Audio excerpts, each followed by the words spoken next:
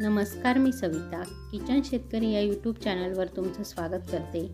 आज आपण गवारीचा ठेचा ही रेसिपी बघणार आहोत। रेसिपीला सुरुवात करण्यापूर्वी तुम्ही जर चॅनलला नवीन असाल तर आत्ता सबस्क्राईब करून ठेवा, कारण अशाच प्रकारच्या साध्या सोप्या आणि चविष्ट रेसिपी मी अपलोड करत असते। आता रेसिपीला सुरुवात करूया।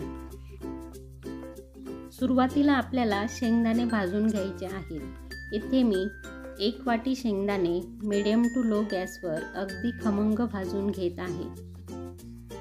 शेंगदाणे खमंग भाजले गेले की ठेच्याची टेस्ट छान येते, त्यामुळे शेंगदाणे खमंग भाजून ते एका डिशमध्ये काढून घ्या।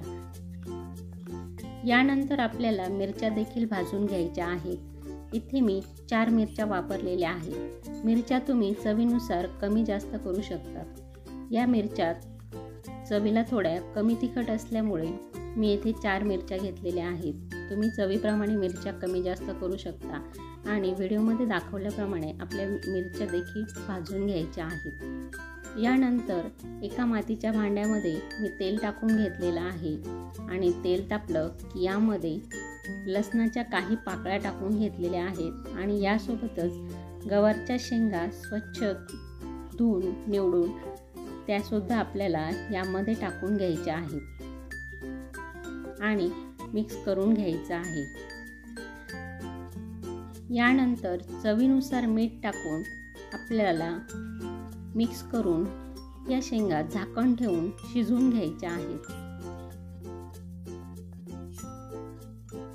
शेंगा शिजवताना अधूनमधून चेक करायचं आहे। इथे आपल्या शेंगा पूर्णपणे शिजलेल्या आहेत। आता या शेंगा आपल्याला गार करून घ्यायच्या आहेत।